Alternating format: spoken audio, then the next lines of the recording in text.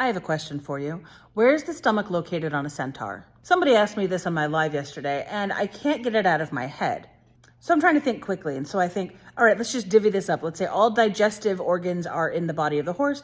All respiratory and like blood pumping organs are going to be in the body of the human. So I was thinking about it, and no human organ would be able to process all of the needs of a horse body, right? I just don't think that's really possible. So all of the organs would really just have to be in the horse. The horse has already got it solid, right? The horse has got it settled.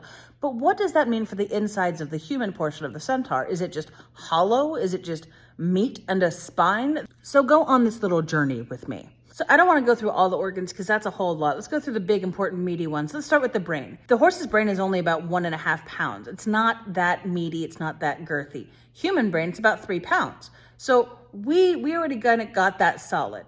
But the human brain has a bigger frontal lobe. That's where we do all of our processing, identity, communication. I mean, we do our most important work in the front of the brain. The horse's frontal lobe, considerably smaller. What they have is a much larger cerebellum, and that helps them with their balance and their movement. So let's kind of combine that. So we'll have the big frontal lobe, the regular human-sized frontal lobe, maybe even a little bigger. Why not? And the cerebellum is horse-sized. So let's take it up about 1/2 pound for extra cerebellum. So we're looking at about 3.5 pounds. That's not a huge, drastic change, but we all know that centaurs are pretty big. So let's assume that the human portion of the body is larger than the average human. Thus, a larger skull, larger head can accommodate that. I don't see that being an issue. Wouldn't it be wild if they had horse-sized eyes? Ew. I feel like I'm just creating a centaur monster. It's okay. It's all right. Forget I said anything. Now let's go down to the heart, all right? Now the human heart is about the size of a fist. It's about 1/2 pound, maybe a little bit over. It's not very big. Horse's heart, 8 to 10 pounds, roughly 10 times the size and girth. That would pretty much take up the entirety of the chest cavity of the human. And the human body is so squishy compared to a horse. I don't see that it would make a lot of sense for God or the gods to put such a big squishy organ in the squishiest part of the body. No, but we do have a rib cage. So we'd have to extend that rib cage. We'd have to make that rib cage longer and thicker and denser. Okay, again, we're proportionalizing. We're making the human body bigger. Let's say we'll add an extra 1.5 feet to the human frame comparatively to a normal human frame. I think we can do it. All right, heart in the human body. I wouldn't want to put any other organs there, right? Like I would make that just the heart. Human body purely cases the heart. Centaurs would have to be obligate herbivores, which means they would eat nothing but plants, because the horse's digestive system is designed strictly for plants and really nothing else. They have a large cecum, which is an organ kind of by the intestine that processes all the plant food through bacterial fermentation. Humans have a very, very small one. They have a muscle in their stomach that prevents vomiting. So horses can't vomit. That's a neat thing I learned.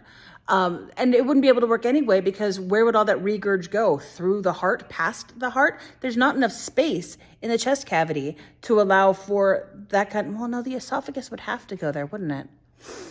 All right, well, let's just say that centaurs can't vomit and they are obligate herbivores. They have to eat plants and nothing else. Other than that, the digestive system can pretty much all stay in the horse body. That makes sense to me. I'm not going to go into genitals. We already know what that is. We already know what's going on there.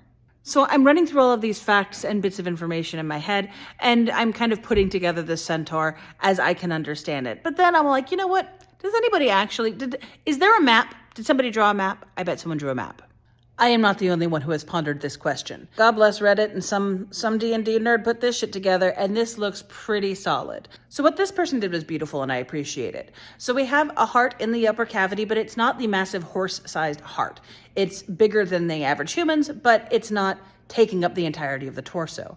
Near the bottom of the human torso, they put the stomach and the liver, and we also have the lungs. I can get behind that. All right, that makes sense. What they also did that I thought was really great is there's a secondary heart in the body of the horse. Now, it's not huge. The main purpose of that is to provide blood flow to the hooves and the legs. Makes sense. I'm digging it. This person thought it out well, and they are amazing. So there, I hope you enjoyed this journey with me. I learned fun facts, and I have an answer. Somebody ever comes at me with that question again, I'm ready. I'm prepared. If you want me to take a deeper dive into anything, please let me know, whether it be mythological creatures, animal facts, mythology, God. I don't know. I don't want to take on God. That's a big task. But, any little thing. I'm here. I'm bored. I love your face and have a beautiful day.